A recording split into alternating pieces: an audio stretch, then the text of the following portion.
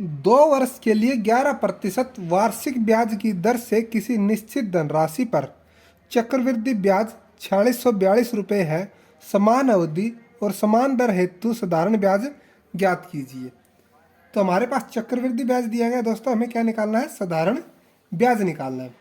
तो सबसे पहले तो हम क्या देखेंगे कि इसने जो दर दे रखी है वो 11% दे रखी है। तो हम क्या मान लेते हैं? प्रिंसिपल मान लेते हैं। प्रिंसिपल कितना हो गया हमारे पास? मान लेते हैं 100 रुपये है। तो अमाउंट कितना हो जाएगा? इसने 11% कहा है, तो 100 का 111% कितना हो जाएगा? 111 हो जाएगा। ये क्या है हमारे पास? अमाउंट आया है, यानी कि 100 के ऊपर 11 रुपये ब्याज लगता है तो क्या हो जाएगा? अमाउंट हो जाएगा, मिश्र धन यानी कि। तो चक्रवृद्धि ब्याज से इतने पैसे बन रहे हैं, तो कितने साल का है ये? 2 साल का। तो हम क्या कर देंगे? इनकी पावर में 2 कर देंगे दोस्तों। शॉर्ट ट्रिक के माध्यम से सोल्व कर रहे हैं दोस्तों इसको, तो 2 कर देंगे। तो अब 100 का स्क्वायर कितना होता है? 100 का स्क्वायर होगा 10,000 और 111 का स्क्वायर कितना होगा दोस्तों? 1 2 3 2 1, ये क्या होगा? 111 का स्क्वायर होगा। तो इसने क्या दिया है? जो ब्याज है वो इतना दिया है, लेकिन यहाँ पर जो हमारा ब्याज आएगा रेशियो में वो कितना आएगा? 10,000 के ऊपर 12,321 रुपये बने हैं। तो ब्याज के लिए हम क्या करेंगे? ब्याज क्या होता है? अमाउंट माइनस में प्रिंसिपल, यानी कि मिश्र धन माइनस में मूलधन। तो इसको माइनस करेंगे तो हमारे पास क्या आएगा निकल के? हमारे पास आएगा 2,321 रुपये। ये क्या आ गया हमारे पास? CI आ गया, इंटरेस्ट आ गया, क्योंकि चक्रवृद्धि ब्याज के हिसाब से हमने शुरू में सोल्व करना शुरू किया, तो ये चक्रवृद्धि ब्याज आया है। तो आगे पूछा इसने समान अवधि समान दर हेतु साधारण ब्याज ज्ञात कीजिए। तो हमारे पास प्रिंसिपल कितना है दोस्तों? प्रिंसिपल है 10,000 रुपये।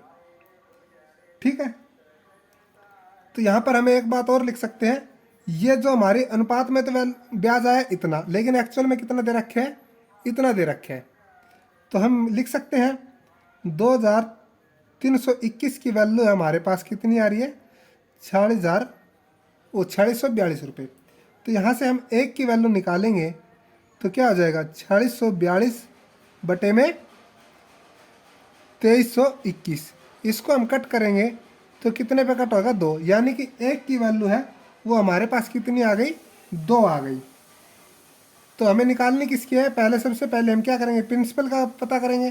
प्रिंसिपल हमारे पास कितना अनुपात में? 10,000। ठीक है, तो प्रिंसिपल हमारा कितना आ जाएगा? अनुपात में 10,000 है, लेकिन हमें वैल्यू किसकी निकालनी है? 2 की। तो कितना हो जाएगा? 20,000 हमारे पास क्या आ गया?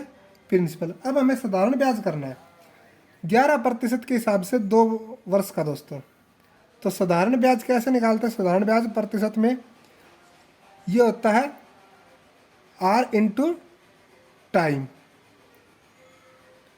इससे क्या होगा? टोटल प्रतिशत आ जाएगा कि 2 साल में कितना ब्याज लगेगा। R हमारे पास 11 वर्ष है और टाइम हमारे पास 2 है, यानी कि 22% टोटल राशि पर ब्याज लगेगा। ठीक है, अब इसको हम निकाल लेते हैं। 20,000 का 22%, 2 जीरो से 2 जीरो कट होगी, तो इसको सोल्व करेंगे हम। 22 दूनी 44, 2 जीरो की 2 जीरो, यानी कि जो साधारण ब्याज होगा वो हमारा कितना होगा? 4400 रुपये होगा दोस्तों। यही क्या हमारा answer? Option number D is right.